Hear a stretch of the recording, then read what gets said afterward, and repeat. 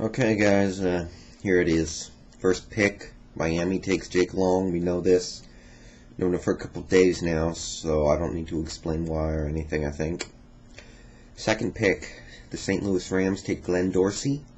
I think they need to stock up a little bit in the trenches, and when I look at their defensive line, I would say I'm a little more comfortable with their defensive end position, thanks to players like Leonard Little, than their defensive tackle spot. So I'm going to say Glenn Dorsey, who I believe is the next best player in this draft. And then number 3, Atlanta goes Cedric Ellis. You know, they can't really go defensive end right here because they already have John Abraham and Jamal Anderson. I don't think they're going to go Darren McFadden because they signed Michael Turner. So, through the process of elimination, I went with Cedric Ellis. Number 4, Oakland takes Chris Long, the defensive end. I think with Warren Sapp retiring, and even though they did re-sign Tommy Kelly to that big deal, and they do have a pretty good defensive end in Derek Burgess, I think they need to stock up on the lines with Chris Long. I think he'll be a good pick for them. Number 5, Kansas City takes Ryan Clady, the offensive tackle. Obviously, that's where they really need help last season. That's where they got killed.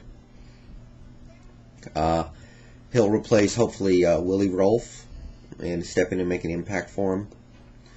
Number 6, New York Jets take Darren McFadden, partially because they just need some kind of an offensive spark. And I think that's going to have to be McFadden because also, if they don't take him, they got to feel New England is going to take him. So they probably want to stay as far away from that as they can, so I think they take McFadden. New England takes Vernon Gholston because they obviously have some age issues at their linebacker spot, and he's a versatile guy who fits their 3-4 defense, I think. Looking at their outside linebackers right now, you're not quite sure what's going to happen. You got Mike Vrabel, who is actually getting a little old, but then you got to think about players like Junior Seau and Adalius Thomas, who's actually pretty young. But what about, a little bit of a rotation going on? You got Junior Seau, who's very old. Teddy Bruschi usually plays inside, but he's also very old. So just in general, I think they need to get a new young linebacker. Baltimore is going to, I think, take Matt Ryan. I think he's going to be real good for him.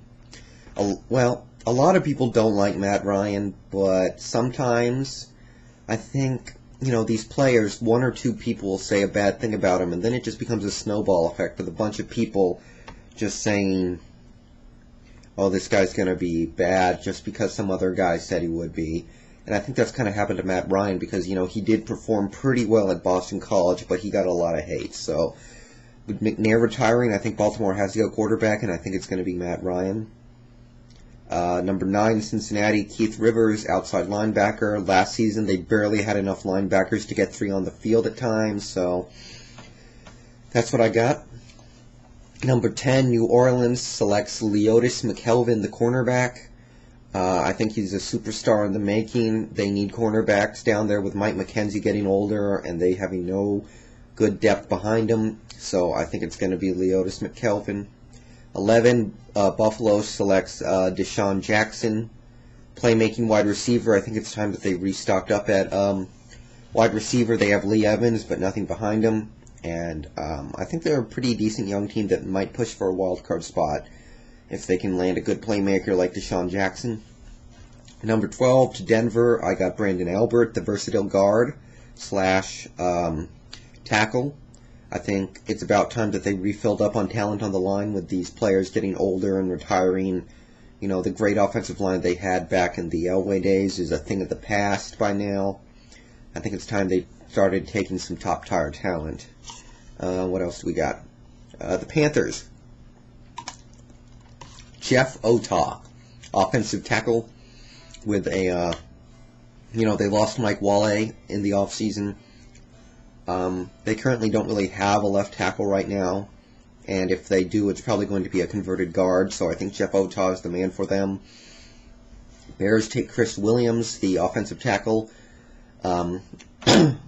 They too have their offensive line issues right now. Last season, it just completely broke down as the season went along, so I think that's the pick. I think Detroit's going to take Rashard Mendenhall with Kevin Jones leaving. and TJ Duckett left as well, leaving them with very little in the backfield. So I think they'll take this, this guy who's rocketed up the draft board in recent weeks, Rashard Mendenhall. Cardinals, number 16, take Mike Jenkins, the cornerback, because Andrel Rolle is moving to safety. So right now at cornerback, you got Eric Green, and not much behind him. So Mike Jenkins. Chiefs at number 17 get Derek Harvey, the defensive end, to replace the recently traded Jared Allen. They got this pick by trading Jared Allen, so hopefully they can replace him. Obviously, it's hard to replace a guy who led the league in sacks in 14 games, but I think he's a good pick here, Derek Harvey. 18, Texans, Gostard Churlis. Is that how you pronounce it? But anyway, he's an offensive tackle. I think it's about time Houston got a top-tier talent at offensive tackle. He should step in and play LT quite well. Number 19, Philly Eagles take Kenny Phillips, the safety, to replace Brian Dawkins in the future. And in the meantime, the other safety spot, you got Sean Considine and Quentin McKell, not exactly superstars. And Kenny Phillips obviously comes from a long line of talent at the safety spot in Miami, so he's the pick. Number 20, Tampa Bay Buccaneers, Devin Thomas. They need a playmaking wide receiver with Galloway getting older. And Devin Thomas is a significant risk, but I think that's the right pick there. They're picking pretty low this year, so Devin Thomas. I got Washington taking Philip Merlin, the defensive end. They got Andre Carter, who's pretty good.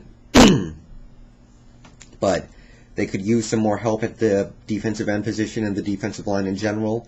It was either him or Calais Campbell. I went with Philip Merlin. Number 22, the Cowboys take Antoine Cason. I don't care what anybody says. I don't think Pac-Man Jones is going to be playing this year. Maybe in the second half of the season, maybe next year. But I would not count on it. He could easily go do something stupid again. He could easily just not get reinstated because the commissioner is trying to crack down on these people. I just do not see him playing in 08. So I think Dallas has to take another cornerback in Antoine Cason. I think Pittsburgh takes Sam Baker, the offensive tackle. They obviously have offensive line problems. And Baker, maybe he's a bit of a reach. But, he was a top 5 talent at one point. And I don't entirely agree with his fall. So I have them doing that. Number 24, Tennessee Titans take Limas Swede. Vince Young, Texas Longhorn connection. Vince knows Limas, and Limas knows Vince. And they need wide receiver talent badly down in Tennessee, so I think that's the guy. Seattle gets the guy I want them to get, Jonathan Stewart. We cut Sean. We got kind of a bit of confusion in our backfield, so I think it's going to be Jonathan Stewart. Special talent out of Oregon. I know he wants to come up here. He played in the Northwest. He said he would love to come up here and play for us, so that's what I got happening. 26, Jacksonville takes Calais Campbell. They need some defensive end depth, and they need some defensive line help in general with Marcus Stroud being traded, even though they do have great defensive tackle depth. You got John Henderson, Rob Meyer. There are quite a few other guys that I can't remember their name, but they seem to be making quite a few plays last season. Every time I turned on a Jacksonville game, another defensive tackle was making some cool play. Number 27, Chargers, Kentwan Balmer, defensive tackle. Jamal Williams is getting older. And last season when we saw Luis Castillo get hurt against the Vikings, you saw what Adrian Peterson did. So they could use some depth here. Dallas, with their second pick of the first round, takes Felix Jones. Jerry loves his Arkansas boys. Felix, I'm not totally sold on this guy, being that he did back up Darren McFadden and did most of his production running behind McFadden when the defense was tired. But Jerry loves Arkansas, and he is a speedy guy, so I think that's a good pick. Number 29, the 49ers. I had a really, really hard time with this pick, but, I thought about it, and I still think wide receiver is probably their biggest need, so I'm going to pull a rabbit out of my hat here and say James Hardy, the wide receiver. Even with Isaac Bruce and Brian Johnson, I just do not see their wide receiver position as of now giving them much production next year, so I'll give them James Hardy. Let's see. The Packers take Aqib Talib because both their cornerbacks in Charles Woodson and Al Harris are getting really old. And you could argue that Al Harris has lost step as the years have gone by, so I think they need to get some new young talent there. And at 31, the Giants take Dan Connor.